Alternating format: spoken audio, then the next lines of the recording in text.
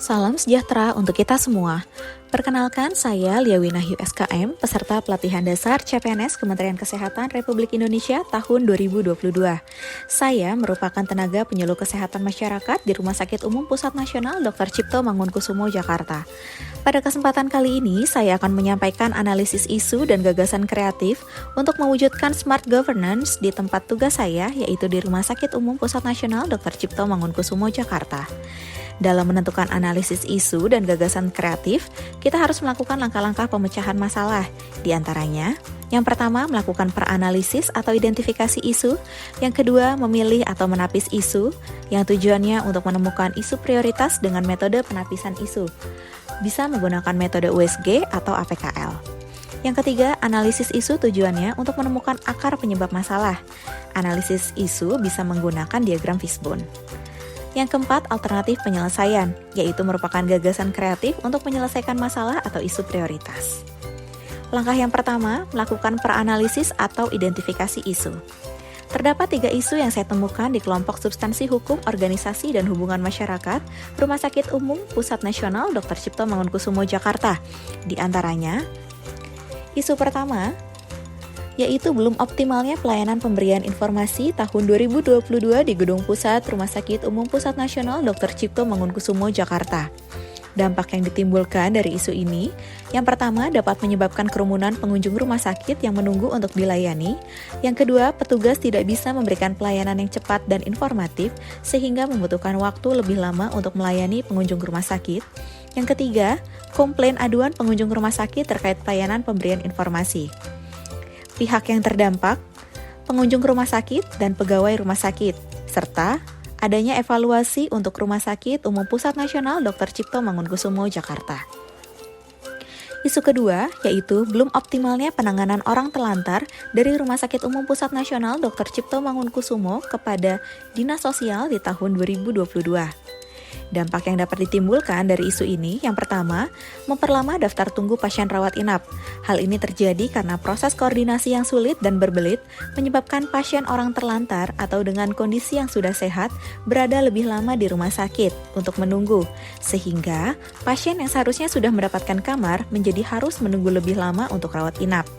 Yang kedua, sarana-prasarana, baik itu ruangan maupun alat kesehatan, tidak dapat dipergunakan dengan efektif dan maksimal untuk pasien lainnya yang membutuhkan. Pihak yang terdampak yaitu pasien Rumah Sakit Umum Pusat Nasional Dr. Cipto Mangunkusumo, Jakarta, dan yang kedua, petugas medis. Isu yang ketiga adalah belum optimalnya penggunaan aplikasi RSCM-ku oleh pasien Rumah Sakit Umum Pusat Nasional Dr. Cipto Mangunkusumo, Jakarta di tahun 2022. Dampak yang ditimbulkan dari isu ini diantaranya, pasien datang pagi-pagi sekali dan mengantri secara manual. Lalu terjadi kerumunan pasien atau pengunjung rumah sakit. Waktu tunggu pasien di rumah sakit menjadi lebih lama. Pasien atau pengunjung rumah sakit beresiko terpapar penyakit. Pasien tidak mendapatkan kuota berobat. Jadwal berobat pasien menjadi terhambat atau tertunda. Serta komplain aduan pengunjung rumah sakit terkait kerumunan, antrian, kuota berobat, dan pengobatan yang terhambat atau tertunda. Pihak yang terdampak, ada pasien atau pengunjung rumah sakit, petugas medis, petugas administrasi atau pendaftaran, manajemen rumah sakit, serta evaluasi untuk Rumah Sakit Umum Pusat Nasional Dr. Cipto Mangunkusumo, Jakarta. Langkah yang kedua, yaitu memilih atau menapis isu. Saya menggunakan metode APKL dengan melihat 4 unsur, diantaranya aktual, yaitu isu tersebut benar-benar terjadi dan sedang hangat dibicarakan dalam masyarakat. Yang kedua, problematik, isu yang memiliki dimensi masalah yang kompleks, sehingga perlu dicarikan segera solusinya. Yang ketiga, kehalayakan, isu yang menyangkut hajat hidup orang banyak. Dan yang keempat, kelayakan, isu yang masuk akal dan realistis serta relevan untuk dimunculkan inisiatif pemecahan masalahnya.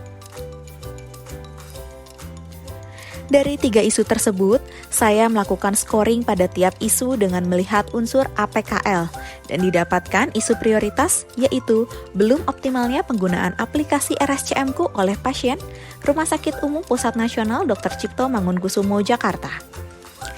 Langkah yang ketiga, melakukan analisis isu. Saya menggunakan diagram fishbone untuk menganalisis isu dan ditemukan akar penyebab masalah dari isu prioritas.